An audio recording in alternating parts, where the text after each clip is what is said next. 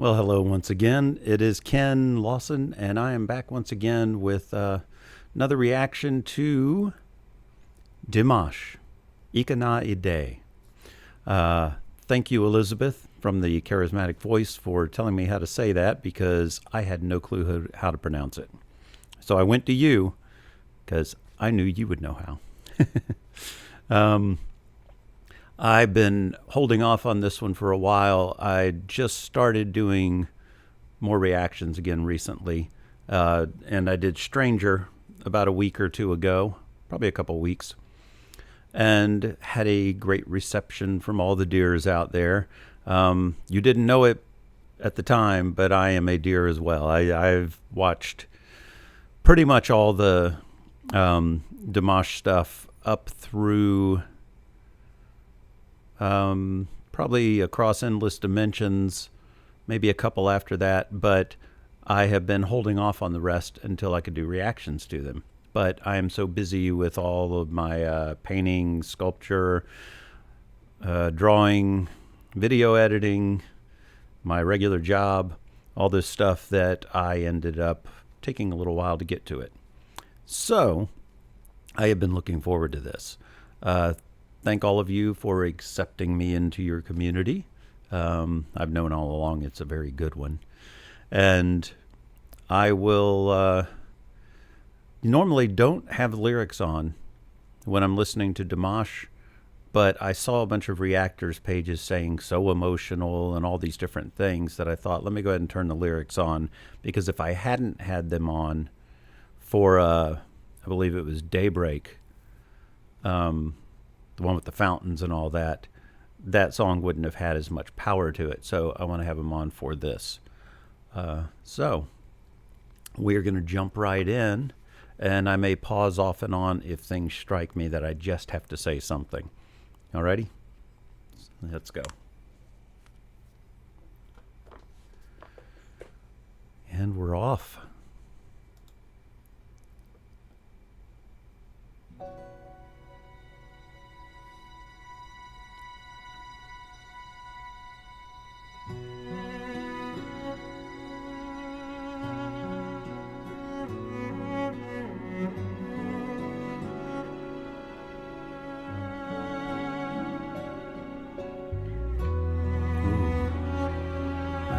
Bass coming in is beautiful.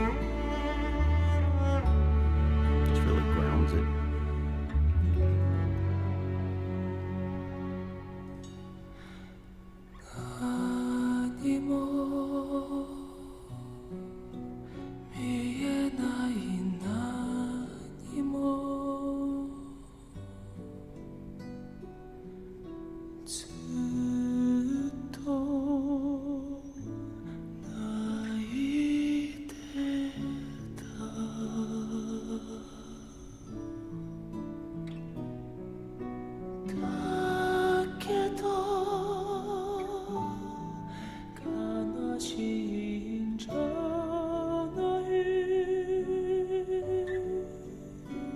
Beautiful.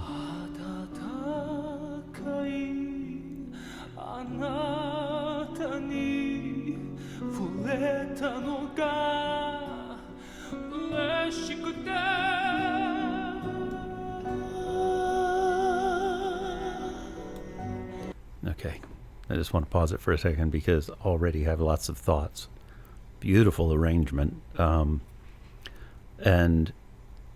one thing I'll point out, that having produced singers and things and working with them, it's nice to see him moving around, as you know, while he's singing, even in a studio, which is of course Dimash. He's going to be the best at most everything. But yeah, I'm always telling singers, feel free to move around and get your body into what you're singing, and you'll convey it better through the microphone. It's just a natural way to do things. The picture on this is phenomenal, by the way, and I love just the subtleness of the arrangement and his softness. So I know there are probably big things coming, but if there aren't, it doesn't matter, because the softness of it is very appealing.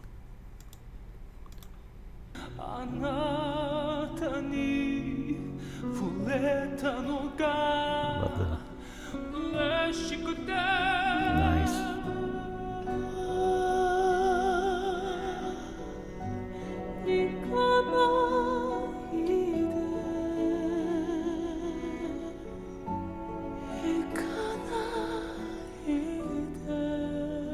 Look at even the softness in his face there.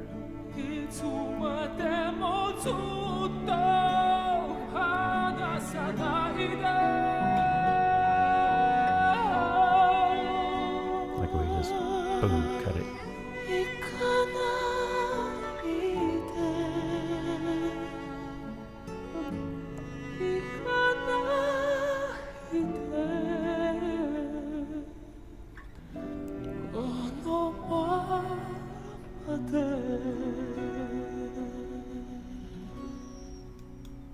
Okay, before the next section, something I love that he's doing is the builds and the notes and all that, and the stops when he needs to, just to give it drama.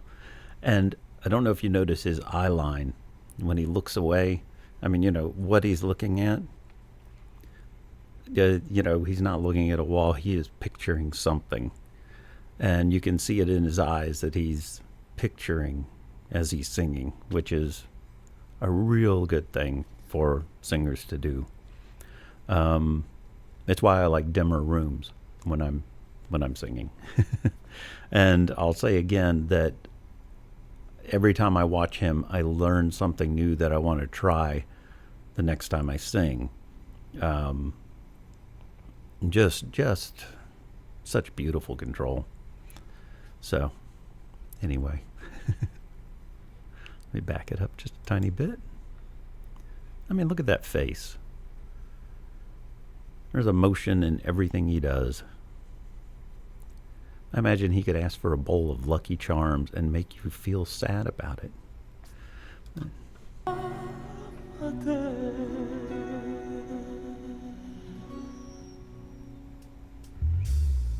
Ooh, love that bass coming in underneath. Cool.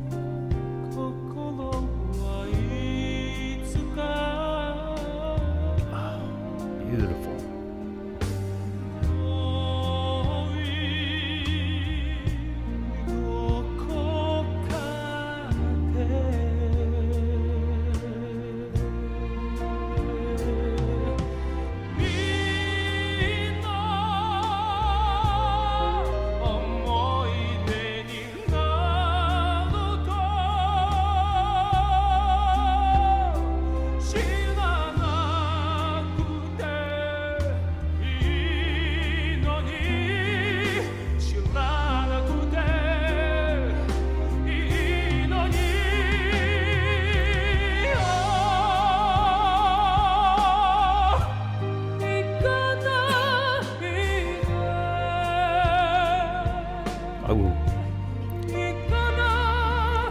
I'm sorry, but I didn't want to pause in the middle of this. I try to do it at the ends of things, but I'll go back.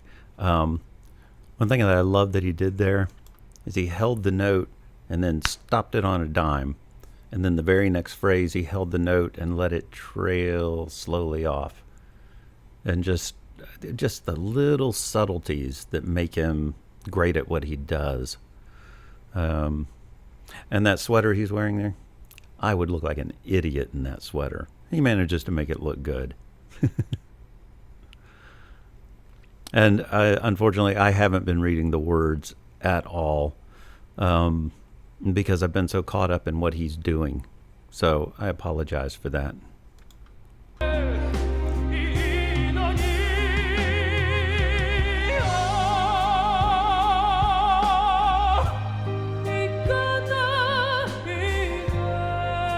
Trying to read them now.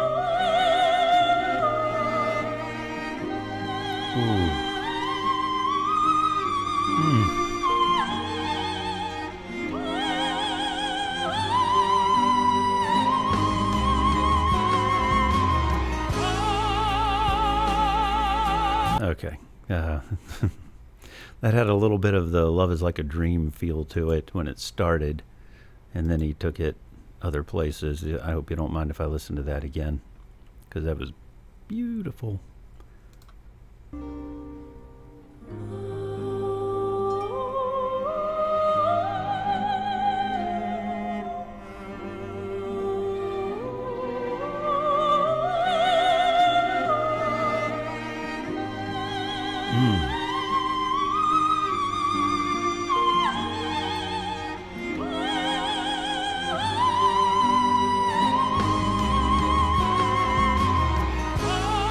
Look at that, no effort.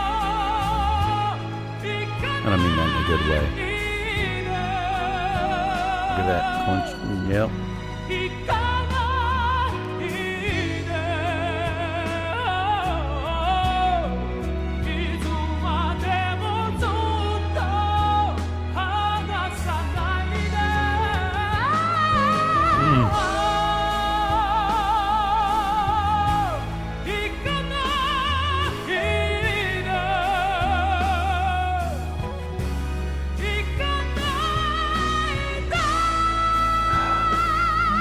Opened up.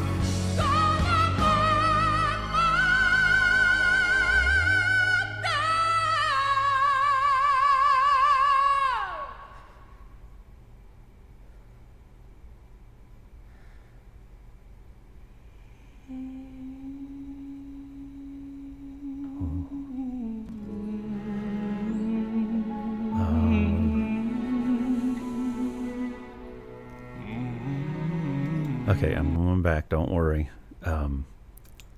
That was so beautifully executed on the mic, which I've been noticing his mic control, and he is so good at it. I haven't read up on if this is a live recording of him doing this.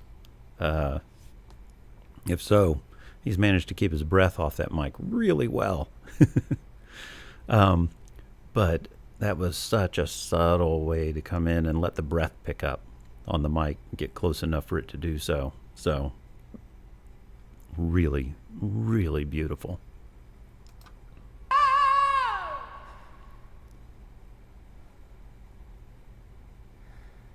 Love that.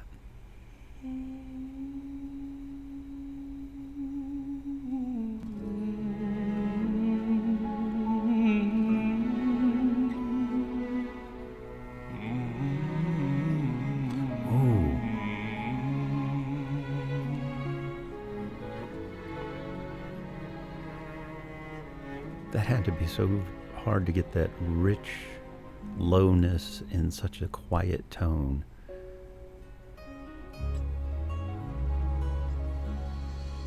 Now, I love that. It sounds like nylon string acoustics. And